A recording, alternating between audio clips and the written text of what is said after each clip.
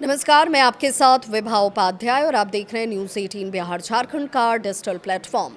तेल अवीव का मशहूर डिजेंगॉफ स्क्वायर आमतौर पर यहूदी पर्व पूरिम के मौके पर रंग, संगीत और जश्न में डूबा नजर आता है। इसे यहूदियों की होली भी कहा जाता है। हर साल फरवरी और मार्च के आसपास आने वाले इस त्यौहार से शहर में हर तरफ आपको लोग रंगीन परिधानों में, तेज संगीत और रात भर चलने वाली पार्टियों में सराबोर होते हुए नजर आएंगे।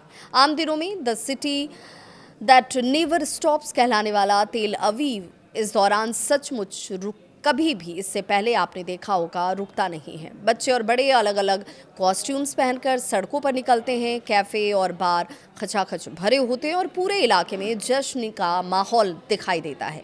लेकिन इस साल तस्वीर बिल्कुल अलग है। शनिवार को इजराइल और अमेरिका द्वारा ईरान पर किए गए हमलों के बाद पूरे देश में तनाव बढ़ गया है। इसी तनाव के बीच सोमवार शाम पुरिम की शुरुआत तो हुई, लेकिन तेल अवीव का डिजेंगॉफ स्क्वायर इस बार असामान्य रूप से शांत नजर आया। जहां आमतौर पर लोगों की भीड़ उमड़ती है, वहां इस बार खाली सड़कें और बंद दुकानें दिखाई दी। कुछ कैफे जरूर खुले, लेकिन वहां बैठे गिने चुने लोग भी उत्सव के बजाय हालात पर चर्चा करते नजर आए। कई लोग घरों से केवल थोड़ी देर के लिए बाहर निकले, लेकिन कुछ ही मिनटों के बाद सायरन बजने की आवाज़ आती है और वहाँ पर जैसे ही सायरन बजा, फिर घर या शेल्टर की तरफ लोग दौड़ लगा देते हैं। एक रिपोर्ट के हवाले से स्क्वायर के सामने रहने वाले लेखिका डेफना लुस्टिंग्स बताती हैं कि अगर हालात सामान्य होते तो पुरिम के दिन यहाँ चलना भी मुश्किल हो जाता है, लेकिन जैसे ही उनके फ़ोन पर होम फ्रंट कमांड का अलर्ट बजा, कुछ ही मिनटों में पूरा इलाका खाली हो गया। शनिवार से अब तक ईरान की ओर से इजराइल पर दर्जनों बैलिस्टिक मिसाइलें दागी जा चुकी हैं। हर बार सायरन बजते ही लोग अपने अपने सुरक्षित कमरों और अंडरग्राउंड शेल्टर्स की तरफ दौड़ पड़ते हैं।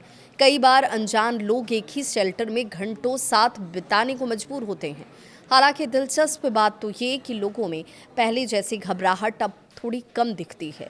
लगातार संघर्ष की वजह से इजरायली समाज सायरन और मिसाइल अलर्ट का आदी होता जा रहा है। डेफना लुस्टिंग्स कहती हैं कि अब लोग अचानक से घबराकर उछल नहीं पड़ते। उन्हें पता होता है कि सायरन के बाद कुछ सेकंड का समय मिलता है जिसमें वे सुरक्षित जगह तक पहुंच सकते हैं। ये सब अब एक तरह की दिनचर्या जैसे बन चुकी है। भले ही ये सुनने में अजीब लगे, लेकिन सच्चाई कुछ ऐसी ही है। दरअसल पिछले 2.5 साल से इजराइल लगातार संघर्ष की स्थिति में है। 7 अक्टूबर 2023 को हमास के हमले के बाद से गाजा से रॉकेट, लेबनान में सक्रिय हिजबुल्लाह से मिसाइलें, यमन की हूती विद्रोहियों के ड्रोन और ईरान की ओर से बैलिस्टिक मिसाइलों का खतरा लगातार बना हुआ है। बोस्टन की रहने वाली रॉबिन इसबर्ग, जो अपने दोस्तों के साथ स्क्वायर के पास बैठी थी, कहती हैं कि इस बार उन्हें पिछले संघर्षों की तुलना में थोड़ा ज़्यादा शांत माहौल महसूस हो रहा है। उनके मुताबिक जून 2025 में ईरान के साथ हुए तनाव ने लोगों को मानसिक रूप से तैयार कर दिया था।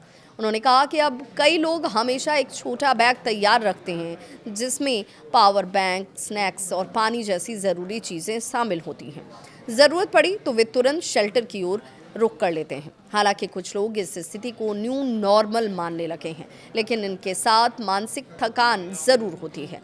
ऑरलैंडो से 2 साल पहले इजराइल आई टेलर सांजेज बताती हैं कि उन्होंने पुरिम के लिए खास पोशाक तैयार कराई थी। उनका कहना है कि भले ही कोई बड़ा जश्न ना हो, फिर भी लोग सामान्य जीवन बनाए रखने की कोशिश तो ज़रूर करते हैं।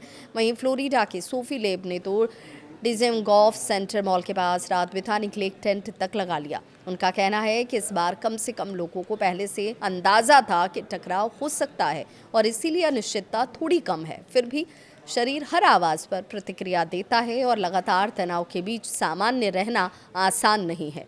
इसी बीच फरवरी में तेल अवीव स्थित institute of national security studies के एक सर्वे में 78% लोगों ने ईरान को देश के लिए सबसे बड़ा सुरक्षा खतरा बताया था।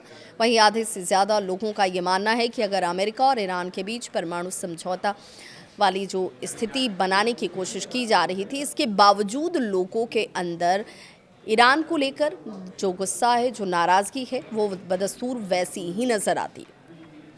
समाज के एक हिस्से में ये चिंता भी ज़रूर है कि अगर युद्ध लंबे समय तक चलता है तो लोगों का धैर्य टूट सकता है। तेल अवीव के निवासी सैन्य ब्लेचर का ये भी कहना है कि किसी भी समय लोगों को ये लग सकता है कि युद्ध के लक्ष्य पहले जितने महत्वपूर्ण नहीं रहे। फिलहाल बड़ी संख्या में लोग इस संघर्ष को ज़रूरी मान रहे हैं। उनके अनुसार ये एक क्षेत्रीय मौका है जिसे इजराइल गंवाना नहीं चाहता।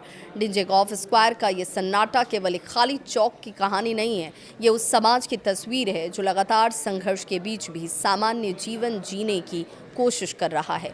जहां एक ओर बच्चे पुरिम की पोशाक पहनने का सपना देख रहे हैं और दूसरी ओर उनके माता पिता शेल्टर का रास्ता याद कर रहे हैं। सायरन की आवाज़ और त्योहार की धुन इस समय तेल अवीव में साथ साथ मौजूद है। फ़र्क सिर्फ इतना कि इस बार संगीत से ज़्यादा तेज चेतावनी का शोर सुनाई देता है। फिर भी लोग कैफ़े में बैठकर कॉफ़ी पीते, दोस्तों से मिलते और धूप के छोटे छोटे पलों को जीतने की उम्मीद बनाए हुए हैं। ये दौर भी गुजर जाएगा और एक दिन डिज़ेंगॉफ स्क्वायर फिर उसी रंग, संगीत और जश्न से भर उठेगा जैसा वो हमेशा से रहा है। इस खबर पर आपकी क्या है राय, ज़रूर बताइएगा।